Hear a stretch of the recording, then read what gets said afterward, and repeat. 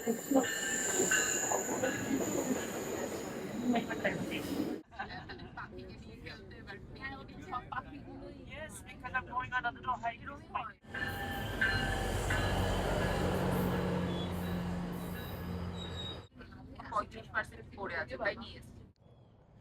Everyone, welcome back to my channel. আমি Piya share নতুন একটা ব্লগে তোমাদেরকে অনেক অনেক ওয়েলকাম। আবার অনেক দিন পর ক্যানাডাতে ব্লগ করছি, বাড়ি থেকে বেরিয়ে গেছি।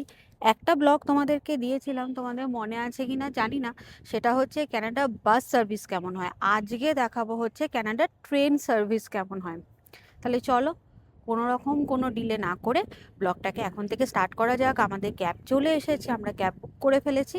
তাহলে চলো স্টার্ট করি। আমি এতদিন ধরে কানাডাতে আছি, কিন্তু কোনোদিনও আমার কানাডার ট্রেনে চড়ার সৌভাগ্য হয়নি। তো আজকে হয়েছে, কারণ আজকে আমরা টিউলিপে যাচ্ছি। ওই জন্য ভাবলাম যে আমরা ট্রেনে করে যাই। আমরা তো দেশের এদিক ওদিক সবাই কিছু না কিছুভাবে লোকাল ট্রেনে চেপেছি, আমাদের লোকাল ট্রেনে চড়ার অভিজ্ঞতা সবারই আছে। কিন্তু বিদেশের লোকাল ট্রেনগুলো, সেগুলো কীরকম হয় সেই অভিজ্ঞতাই আমি আজকে আপনাদের সামনে তুলে ধরবো। তার জন্য প্রথমেই আমাদেরকে স্টেশনে যেতে হবে। আর আমরা স্টেশনে গিয়েই প্রথমে টিকিট কাটবো। না না, এখানে অভিজ্ঞতাটা একটু অন্যরকম, আস্তে আস্তে বলছি। প্রথমেই দেখাই, এটা হলো সেই স্টেশনটা যেখান থেকে আমরা ট্রেন ধরবো, তবে আমাদেরকে ওই প্রান্তে যেতে হবে। তার জন্য আমাদেরকে স্টেশনের ভেতর দিয়ে যেতে হবে। আমরা কিন্তু চাইলে লিফটের সাহায্যও নিতে পারতাম, কিন্তু আমরা নিইনি।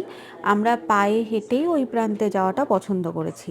আপনারা শুনতে পাচ্ছেন কিনা জানি না, দেখুন, ভালো করে শুনলে বুঝতে পারবেন। আস্তে আস্তে ট্রেনের অ্যানাউন্সমেন্টগুলো কিন্তু হচ্ছে। এবারে একটা জিনিস আপনাদের সঙ্গে আমি শেয়ার করি, সেটা হচ্ছে এই স্টেশনে ওয়েটিং জোনগুলো কেমন হয়। দেখতে পাচ্ছেন চারিদিকটা কিন্তু পুরো কাঁচে ঢাকা। তার পিছনে কারণ একটাই, এটা যেহেতু শীতপ্রধান দেশ, এখানে মেনলি শীতকালটা খুবই কষ্টের হয়। তো ওই জন্য যাতে শীতকালে ট্রেনের অপেক্ষা করার সময় যাতে খুব একটা বেশি ঠান্ডা না লাগে, সেহেতু ওয়েটিং জোনগুলোতে কাঁচে ঢাকা থাকে, আর ভেতরে কিন্তু হিটার চলে। এই যে ট্রেনটা গেল, এই ট্রেনটায় আমরা যাব না, এর পরের ট্রেনটায় কিন্তু আমরা যাব।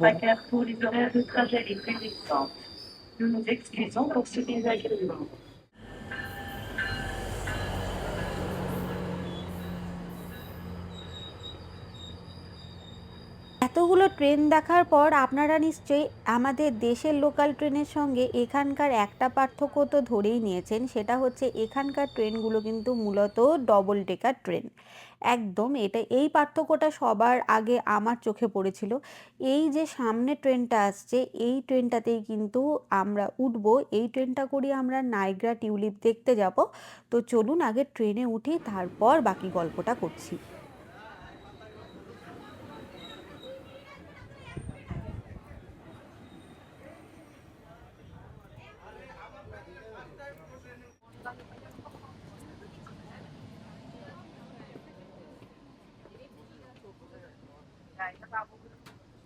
আছে, এটা এদিকে যাচ্ছে না? হ্যাঁ, এখানে একজন বসে পড়। আর জায়গা হচ্ছে না, নিচে নেমে যাচ্ছে ওরা। ওখানে জায়গা হলে আমরা চলে আসবো, ফোন করে। আমরা সবাই একটা করে সুন্দর সিট পেয়ে গেছি, আর বসেও পড়েছি। এইবারে আমি একটার পর একটা পার্থক্য আপনাদের সামনে তুলে ধরবো। আমাদের লোকাল ট্রেনগুলি যেমন অনেকটা বড় হয়, এখানকার লোকাল ট্রেনগুলো কিন্তু অতটা বড় নয়, তার তুলনায় কিন্তু বেশ অনেকটা ছোট। আর সেকেন্ড পার্থক্যটা হলো, আমাদের লোকাল ট্রেনে যেরকম হকার ওঠে, এখানে কিন্তু সেরকম কোনো হকার ওঠে না।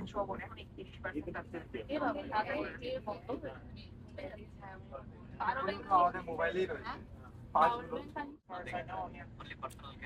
Oh my goodness. Years ago they told me take the train to St. Catherine to get a cab from St. Catherine. I said, "Oh, I'm not doing that."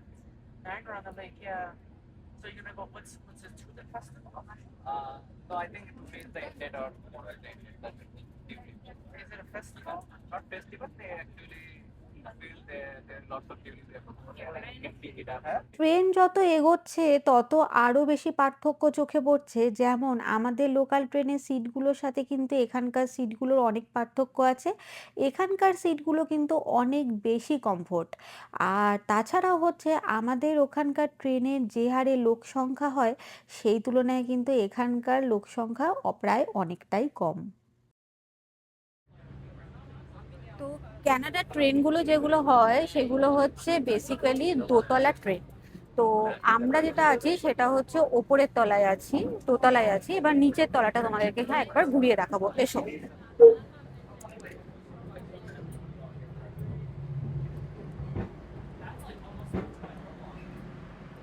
এটা হচ্ছে নিচের তলা। আর আরো একটা যেটা আছে এটা পুরোটাই হচ্ছে একটা কোচ। আর আরো একটা যেটা আছে সেটা হচ্ছে এদিকেও আরেকটা আছে।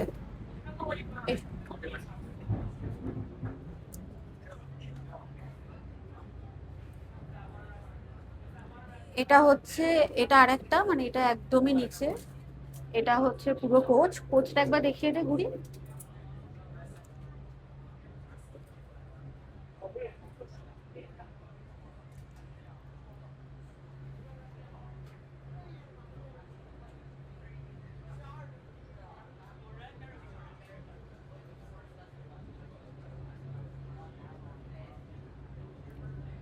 আর এই ট্রেনের ডোরগুলো হচ্ছে একদম অটোমেটিক ডোর। যখন স্টেশন আসে তখন অটোমেটিক হলে এটা হচ্ছে ডোর ট্রেনের। আর এটা হচ্ছে ট্রেনে ওয়াশরুম। তো ওয়াশরুমটা একবার দেখাই। এটা হচ্ছে ট্রেনে ওয়াশরুম, এরকম। আর এখানে একটা বেসিং এরিয়া আছে, বেসিং এরিয়া আছে, এখানে একটা মিরর আছে। তো এটা হচ্ছে ট্রেনে ওয়াশরুম। নিট অ্যান্ড ক্লিন বল, বেশ পরিষ্কার পরিচ্ছন্ন। এদিকে এসো। আর এই ট্রেনের এখানে সাইকেল রাখার আলাদা জায়গা আছে। ওটা কি ওখানে পাওয়া যাবে দেখতে? তাহলে ওটা দেখানো যাবে। দেখি এদিকে আয় তো, দেখি সাইকেল এরিয়াটা হয় কিনা। এদিকে এসো।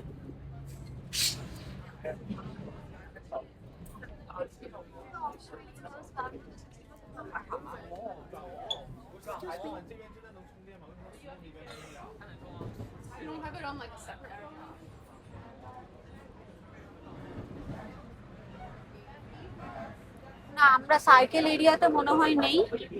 তো এই এখানগুলোতে এরকম একটা জায়গা থাকে যেখানে পুরো সাইকেল রাখা থাকে। 自己画的，管我。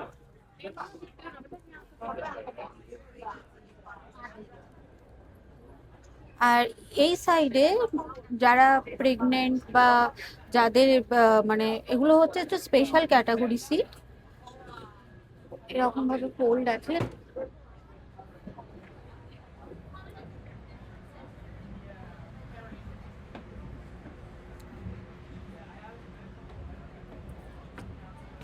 এটা হচ্ছে বিন, ডাস্টবিন। যেখানে সেখানে ফেলা যাবে না, ডাস্টবিনে সমস্ত কিছু ফেলতে হবে।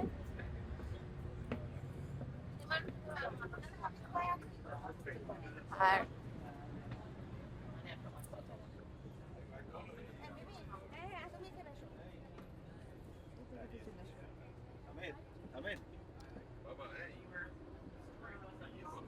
সাইকেল এরিয়াটা কোন দিকে গো? সামনে না? এদিকে আয়, সাইকেল এরিয়াটায় দেখাবো।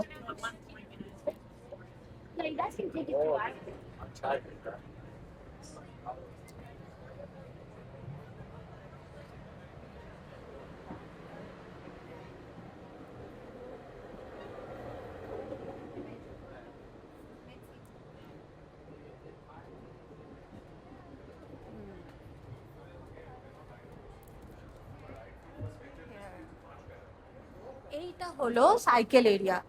এখানে ট্রেনে তোমার আলাদা করে সাইকেলের জন্য সাইকেল রাখার জায়গা থাকে। যেমন এখানে দেখো, এখানে রাখা আছে সাইকেল রাখার জায়গা। পুরো ব্যাপারটাই হচ্ছে খুবই অর্গানাইজড, মানে এগুলো খুব ভালো লাগে। মানে যেখানে সেখানে বসার জায়গায় তুমি কখনোই সাইকেল রাখতে পারবে না। এই প্রাকৃতিক সৌন্দর্য দেখতে দেখতে আমি যাচ্ছি। আর আমার আরও অনেক বেশি পার্থক্য মাথায় আসছে। যেমন যেগুলো হলো, আমাদের ওখানকার টিকিট ফেয়ার ভীষণই লো, আর এখানকার টিকিট ফেয়ার কিন্তু অনেক হাই। আর আমাদের ট্রেনের যে লোকাল ট্রেনের যে ফ্রিকোয়েন্সিগুলো আছে সেটা কিন্তু অনেক হাই, আর এখানকার ফ্রিকোয়েন্সি হচ্ছে অনেক লো। এখানে 30 থেকে 60 মিনিট অন্তর অন্তর কিন্তু একটা ট্রেন আসে। আর একটা কথা, এখানকার টিকিটগুলো আমাদের পেস্ট্রো কার্ড বা ডেবিট কার্ড, ক্রেডিট কার্ডের মাধ্যমে কিন্তু পে করতে হয়। আর আমাদের ওখানে কিন্তু ট্রেনে চাপতে গেলে আমরা স্টেশন থেকে রিচার্জ করতে পারি, তার জন্য আমাদের টিকিট দেয়, বা আমাদের মেল আইডিতে কিন্তু টিকিট চলে আসে।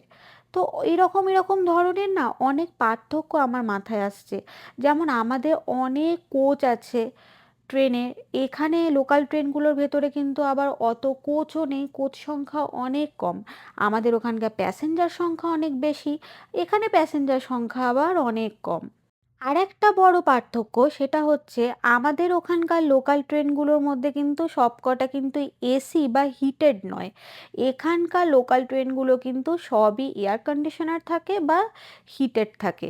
যাই হোক, এই সব পার্থক্যগুলো আমি চিন্তা করছিলাম, আর সব থেকে বেশি মিস করছিলাম আমাদের ট্রেনের ঝালমুড়িকে।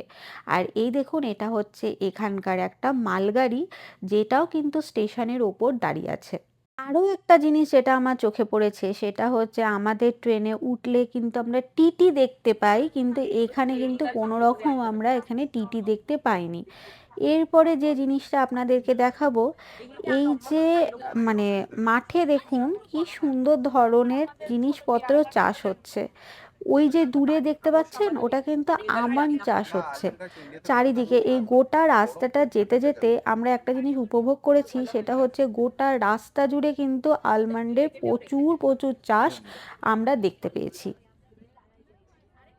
যাদের ঘরে আছে সেগুলো একটু বড় হয়, এগুলো চাষের জন্য আর একটা বড় পার্থক্য যেটা আমার চোখে পড়েছে, আবার কানেও লেগেছে সেটা বলতে পারেন, সেটা হলো এখানকার লোকাল ট্রেনগুলোতে কিন্তু অত বেশি কোলাহল হয় না। যারাই গল্প করে তারা নিজেদের মধ্যে খুবই আস্তে গল্প করে। আমরা বাঙালি, আমরা যে কজন ফ্যামিলি উঠেছিলাম আমরাও গল্প করছিলাম, আমরা নিজেদের মধ্যেই কিন্তু গল্প করছিলাম। আর আমাদের ওখানকার লোকাল ট্রেনগুলোতে কিন্তু কোলাহলটা একটু বেশি। যেমন ওখানকার একটুখানি চিৎকার, ওখানে হকারের আওয়াজ, টোটাল মিলিয়ে কিন্তু ওখানে মানে আওয়াজটা অনেক বেশি, আর এখানে কিন্তু অনেকটাই শান্ত।